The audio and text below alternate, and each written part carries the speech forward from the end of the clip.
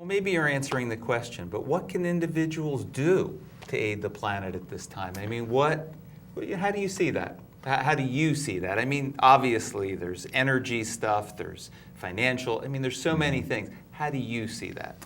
Well, the first thing you can do is to help yourself, because nothing changes until you begin from within. Everything begins from within. Dreaming is the best doorway for that. We talked about that just a few moments ago, but dreaming in essence is your direct main line to source itself. Every great thinker has come up with some of their greatest ideas during dreamscapes. So first, tune in, intra-personal communication. Intra, not inter. This is where we talk to ourselves, we communicate to ourselves. You listen to your biorhythms, you listen to your own heartbeat and breath. You tune in, you find inner peace, inner clarity, inner harmony. Because the truth is, if you change one cell in a closed circuit system, which is what we are, by the way, we're made of 70 trillion cells. If you change one cell in that system, all the other trillions of cells respond in kind. Now, as below, so above, we ourselves are cells of this closed circuit system we call planet Earth. If one of us changes the way we think, the way we act, the way we enact, our biorhythms, our patterns, our algorithms of life, then by extension, by osmosis, by merely being in the presence of another being, we begin to change the world around us. So what my advice would be is this: envision your highest possible self, your most beautiful possible version of who you could be. Who would you be if you could live up to everything that you've ever wanted to do? You were doing art, poetry, music, dance. You were literally embodying your potential, not pretending to be Jesus or Buddha or Gandhi or Martin Luther King Jr. You're just being you fully, unapologetically. Not to say that you're ever perfect in that journey, because imperfection is part of the joy, discovering that we are all screwed up just in slightly different ways, right? But we're also beautiful, slightly different ways at the same time. And then just having the courage to go, guess what? I'm going to live up to my potential, and I'm going to do that which the world has never seen before, which in this case is up to you. Whatever it is in you that is so, for me, I cannot not do what I do. My life, my way of life is it's an artist's way. I live, breathe, drink, sleep it. And my one joy in this world is to go out into the universe and to see a heart and to grab that heart and to go, guess what? You're beautiful beyond your wildest imagination. And all you have to do is begin to see that. So I think, in essence, we have to raise a generation that believes in themselves, women who see themselves as goddesses and not objects, men who see themselves as kings alongside queens, as equanimous creatures, co-authoring a new reality together. We have to come to this place where we believe anything is possible again. That childlike unashamedness that just said, I believe, I'm going to be vulnerable, I'm going to take a risk, I'm going to try, I'm going to do something that is worthwhile, because right now our lives are these moments. We're here now. And what I want to say to everybody is, if you're here now, why wouldn't you do everything you can with what you've been given? Why wouldn't you enjoy your life to its maximum potential? At the same time, go to the depths of your intellectual abilities, the depths of your spiritual capabilities, the depths of your creative capabilities. What can you give back to existence for all that you've been given? Yeah, you said it all. Well, what Dreaming Bear does is he creates these poems that are love spells. And he is going to share one of those with us now. So here we go. Here's one of Dreaming Bear's poems, Love Spells. A return to nature could alleviate our addictions to politics, religion, and money altogether. So let's take a walk on the wild side of quantum-sized nanolives, where somewhere inside the universe city of our experiential re-education, of learning to see ourselves as holy grail vessels, overflowing with the quintessential essence, conscious nexus, black hole wine. The quintessential essence, conscious nexus, black hole wine of individuated fractal time, where we can ride trains in the sky, traveling faster than the speed of light, whilst sipping anti-gravity tea and floating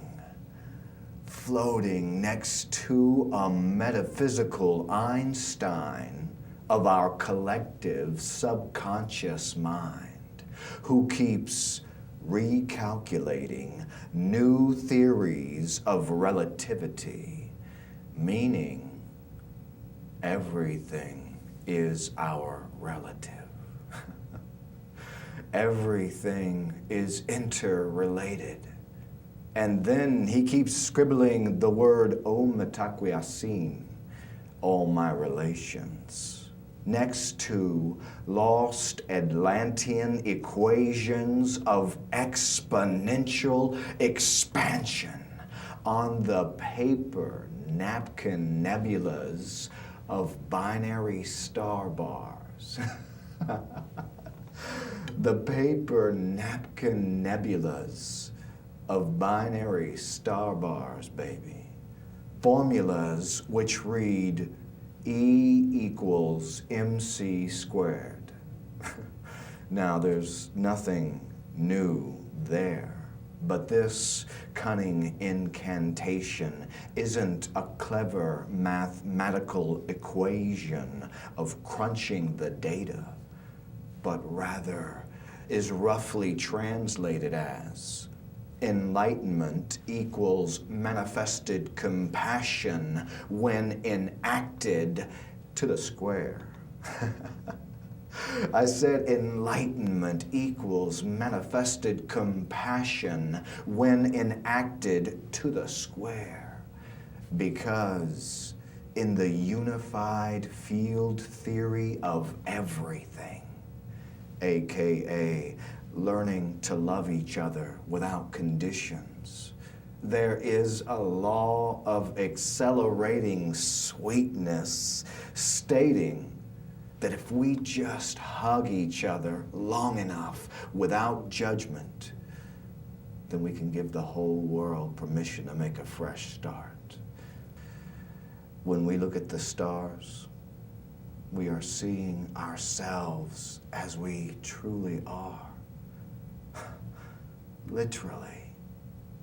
Although they are so far apart that they could never touch, our bodies result from holographic projections of their concentrated quasi-stellar intention to coalesce into skin so that they could know the sheer joy of being able to kiss. I said our bodies result from holographic projections of concentrated quasi-stellar intention to coalesce into skin and know the sheer opulence of being able to kiss. That's right. There is more to life than being rich, famous, and physically stunning.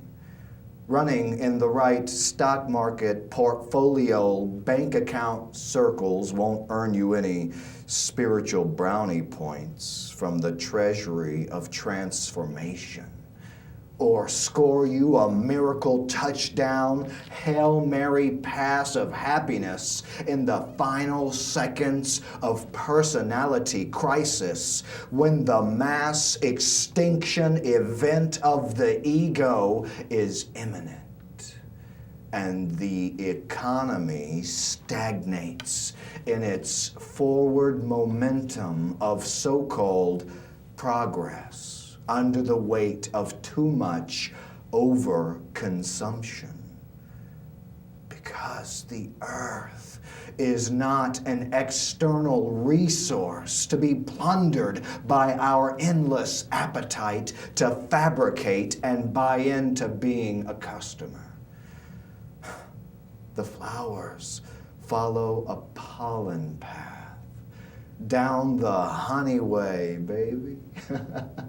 The honey way, The birds and bees can't be bribed with make-believe paper money that's been pounded into a pulp fiction of addictions to finance from the 2% of old-growth forest that's still left intact.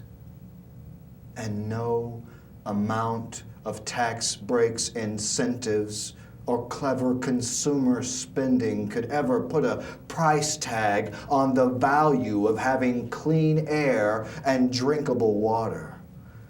There is no pharmaceutical product placement of commercial splendor to put a price tag on the value of having clean air and drinkable water.